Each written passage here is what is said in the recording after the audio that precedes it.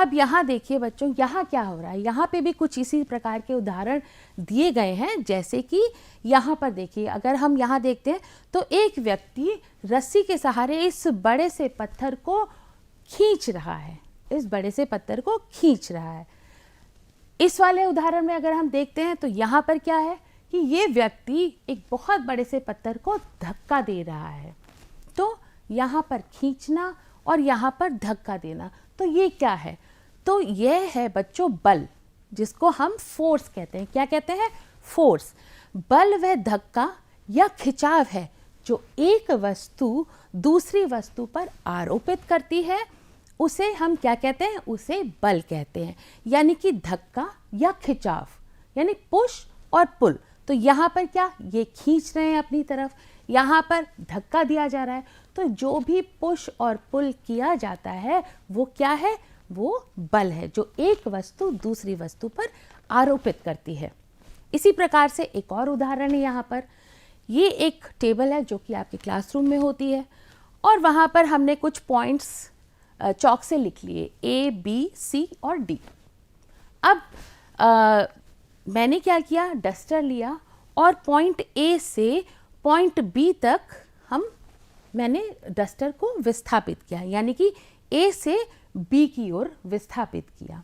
तो अब यहाँ पर बल किस दिशा में लग रहा है?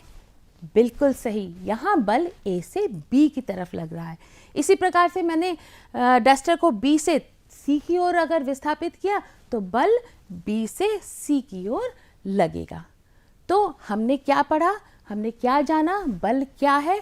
बल वह धक्का या खिंचाव है, यानी कि वो पुश या पुल है जो एक वस्तु दूसरी वस्तु पर आरोपित करती है। उसके साथ साथ बल के प्रयोग हेतु कम से कम दो वस्तुओं के मध्य क्रिया होना आवश्यक है, यानी कि कम से कम दो वस्तु तो होनी ही चाहिए, उससे ज़्यादा हो तो अलग बात है। बल द्वारा वस्तु को स्थिर अथवा गतिमान किया जा सकता है, यानी कि चलती हुई चीज़ को रोका जा सकता है और जो गतिमान है, जो गति में है वस्तु, उसको रोका जा सकता है और जो रुकी हुई वस्तु है उसको गति में लाया जा सकता है। जैसे कि अभी हमने एक उदाहरण फुटबॉल का लिया था।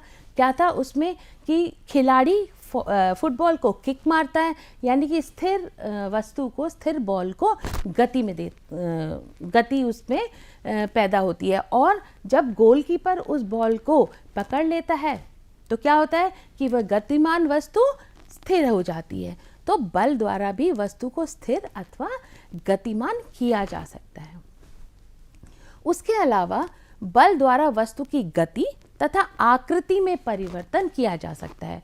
गति में परिवर्तन का अर्थ है कि या तो किसी भी वस्तु को जो एक नॉर्मल गति से चल रही है उसको तेज किया जा सकता है बल के द्वारा, और जो तेज गति में कोई वस्तु चल रही है उसको धीमा किया जा सकता है, यानी कि गति में परिवर्तन किया जा सकता है। और दूसरा, आकृति में भी परिवर्तन किया जा सकता है। जैसे बच्चों, आपने अपने घर में मम्मी को आटा गूंथते हुए देखा होगा, तो आटा गूंथते समय बल का प्रयोग हो रहा है और फिर क्या होता है कि उस आटे की आकृति बदलती रहती है। तो ये हमने जाना कि बल क्या है और उसके क्या क्या इम्पॉर्टेंट कंडीशंस हैं। और बल को क्या हम कहते हैं? बल को हम फोर्स कहते हैं। आइए एक एक्टिविटी के द्वारा हम उसको और अच्छे से समझें।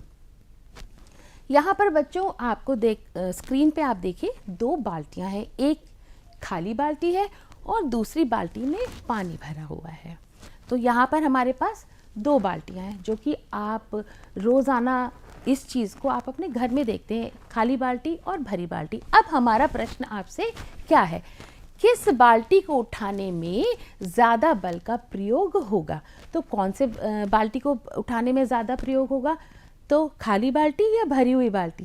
बिल्कुल सही बच्चों, भरी हुई बाल्टी को उठाने में ज़्यादा बल का प्रयोग होगा।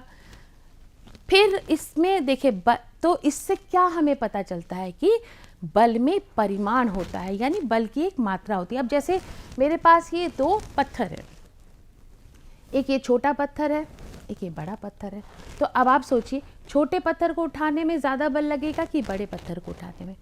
तो नेचुरल सी बात है कि बड़े पत्थर को उठाने में ज़्यादा बल प्रयोग होगा। इसी तरह से जैसे कि इस बाल्टी के बारे में हमने बात की थी, तो बल में परिमाण होता है।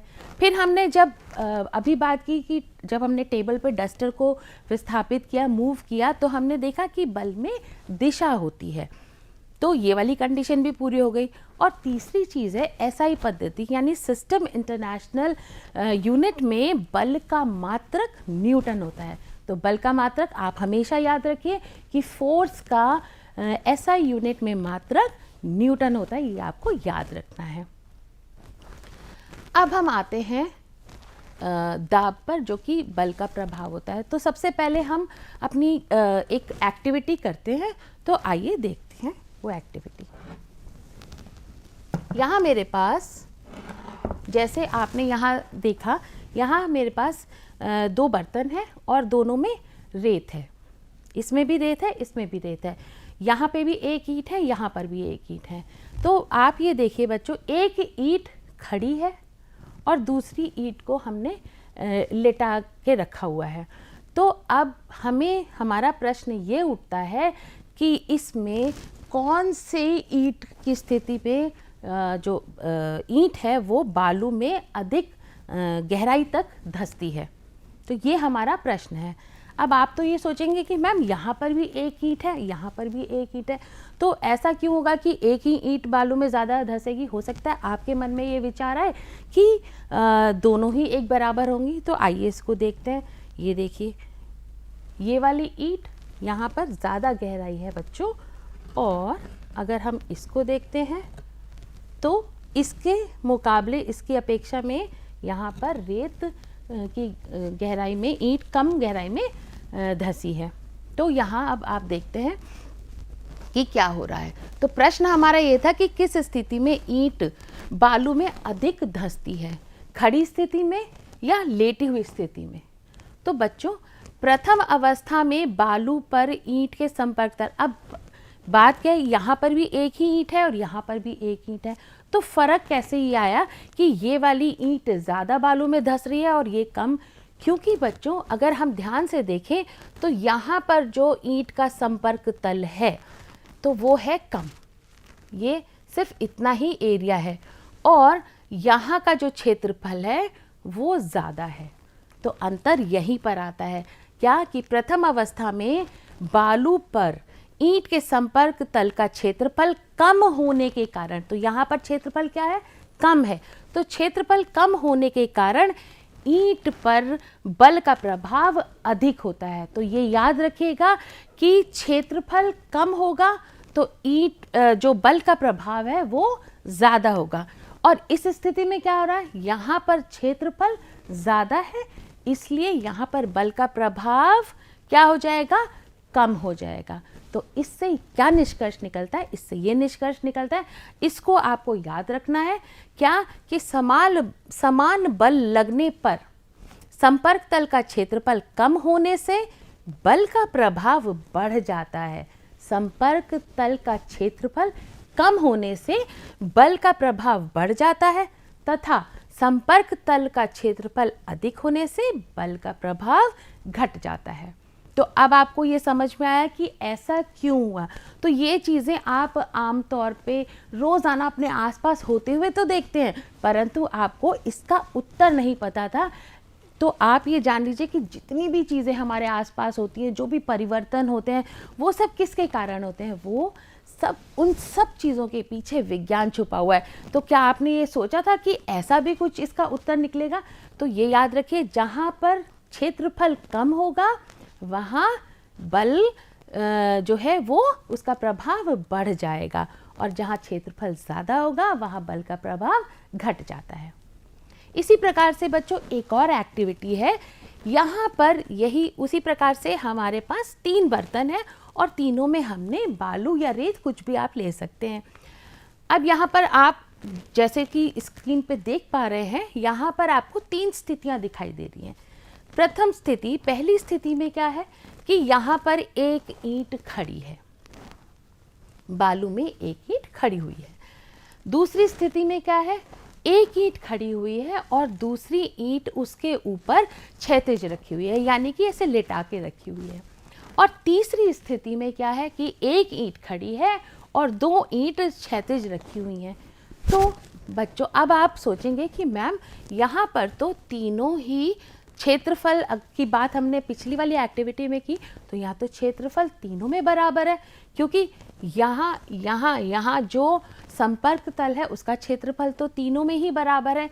तो प्रश्न क्या है कि संपर्क तल के समान क्षेत्रफल पर, यानी कि यहाँ पर क्षेत्रफल, इसका भी क्षेत्रफल, इसका क्षेत्रफल और इसका, तीनों का क्षेत्रफल एक समान है। तो उस पे क्षेत्रफल समान होने पर विभिन्न परिमाण के, क्योंकि अब आप देखेंगे कि यहाँ पर एक ईंट है, यहाँ पर दो हैं और यहाँ पर तीन ईंटें हैं, तो विभिन्न परिमाण यानी विभिन्न मात्रा में अगर बल को लगाया जा रहा है तो उसका क्या प्रभाव होगा। तो क्षेत्रफल तो तीनों की सिचुएशन में सेम ही है। तो अब यहाँ का इस पे उत्तर ये होता है कि संपर्क तल के समान क्षेत्रफल होने पर, यानी कि तीनों स्थितियों में क्षेत्रफल समान है, तो वो होने पर आरोपित बल का परिमाण बदलने पर, जब यहाँ पर जो बल है उसका परिमाण बदल गया है तो यहाँ पर बल का प्रभाव भी बदल जाएगा। तो बल के इस प्रभाव को हम दाब से व्यक्त करते हैं। किससे व्यक्त करते हैं? दाब से। तो हमने अभी बल पढ़ा था यानी फोर्स, और अब हम नए एक टॉपिक, एक टर्म पे आ गए हैं जिसको हम कहते हैं दाब, और दाब का अर्थ होता है प्रेशर।